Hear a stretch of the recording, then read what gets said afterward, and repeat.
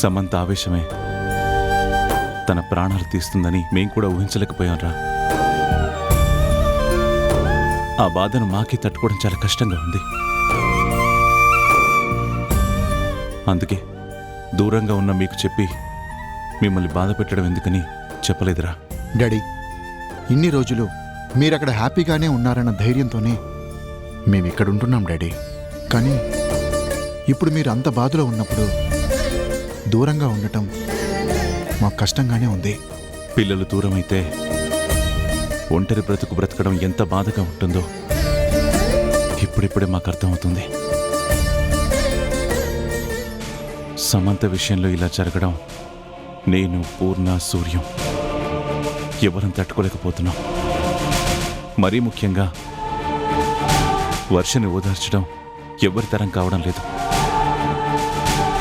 అదంతా తన వల్లే జరిగిందన్న బాధలో వర్ష చాలా కృంగిపోతుందిరా. ఇలాంటప్పుడు మీరు మా దగ్గరుంటే మాకు కొంచెం ధైర్యంగా ఉంటుందనిపిస్తుంది. తప్పకుండా డాడీ, నేను కూడా టికెట్లు బుక్ చేసుకున్నాను. మీకు ఆ విషయం చెప్దామని కాల్ చేశాను. చాలా సంతోషంగా ఉందిరా. మీరు ఇన్నేళ్ల తర్వాత వస్తున్నారు అంటే నిజంగానే ఇప్పుడు నాకు చాలా ధైర్యం వచ్చింది. అవును, స్వప్న ఎలా ఉంది? బాగుంది డాడీ, ఇస్తున్నాను, మాట్లాడండి. హలో మావయ్య, మాకు నిన్ననే తెలిసింది. ఇలా జరిగింది అని తెలిసినప్పటి నుంచి చాలా బాధ అనిపించింది. అందుకే వెంటనే ఇండియా వెళ్దామని అన్నాను. మంచి పని చేసావమ్మా. మీకోసం ఎదురు చూస్తున్నాం. ఇదిగో మీ అత్తయ్యకి ఇస్తున్నాను. అమ్మ స్వప్న, మీరొస్తున్నారు కదమ్మా, తొందరగా వచ్చేయండి. ఇక్కడే అందరం కలిసుందాం. కనీసం మిమ్మల్ని చూశాకైనా ఈ బాధను మేము కొంతైనా మర్చిపోగలం. రేపే బయలుదేరుతున్నాం అత్తయ్య. ఇంకొక్క రోజు గడిస్తే మేము మీ కళ్ల ముందుంటాము. ఉంటానత్తయ్య. మంచిదమ్మా. అమ్మా సమంత, నువ్వు దూరమై మా అందరినీ ఎంత బాధ పెడుతున్నావో ఇప్పటికైనా అర్థమైందా అమ్మా? నీ మీద మాకెవ్వరికీ కోపం లేదమ్మా. అందరికీ పిచ్చి ప్రేమ ఉంది. అది అర్థం చేసుకోకుండా నువ్వు మాకు దూరమైపోయావు. ఊరుకు పూర్ణ. పూర్ణ, సిద్ధు వాళ్ళు వస్తున్నారని సూర్యకి చెప్పాలి. అలాగేనండి.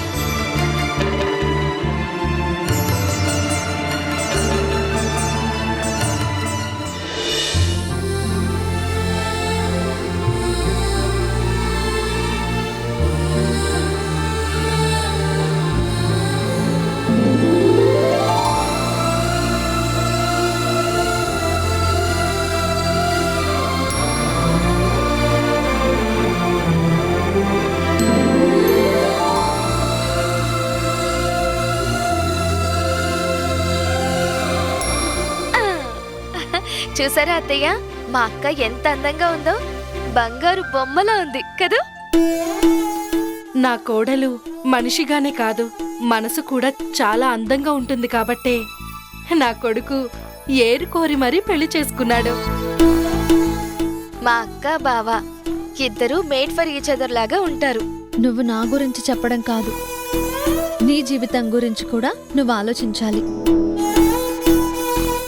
నిన్ను నేను ఇలా ముస్తాబు చేసే రోజు తొందరలోనే రావాలి. ముహూర్తానికి సమయమైంది. అమ్మరాణి, పద.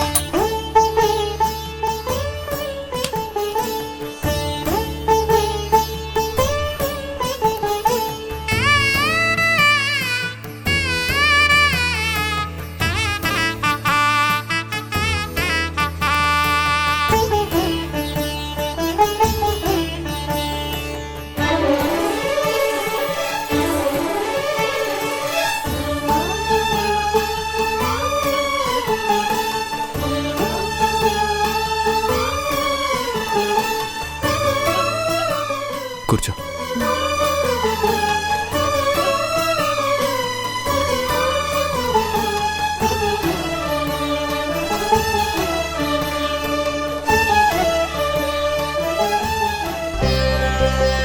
ఏంట్రాణి, నువ్వేదో ఆలోచిస్తున్నట్టున్నావు?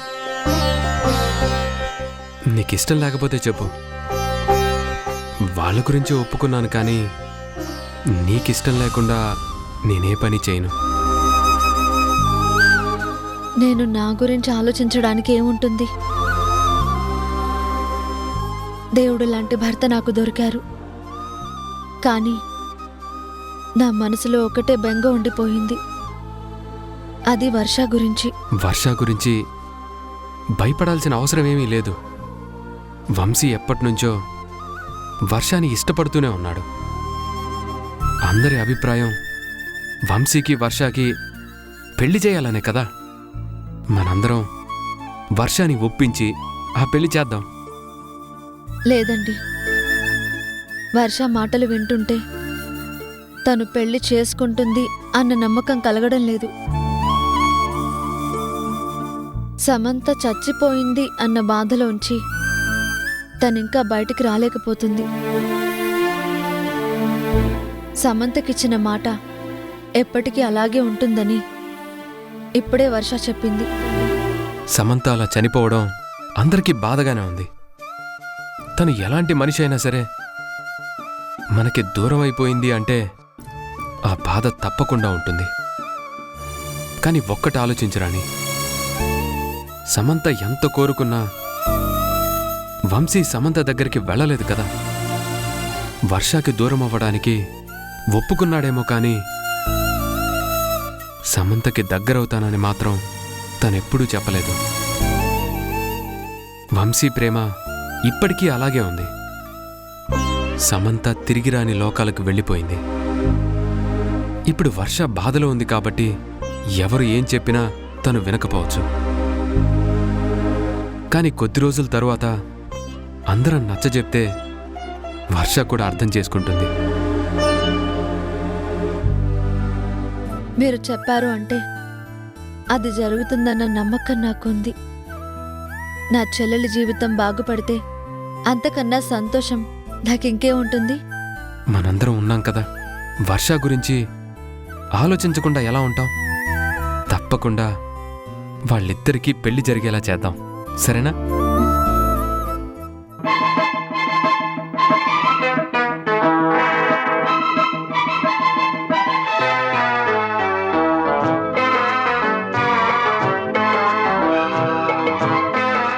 తాగురాణి.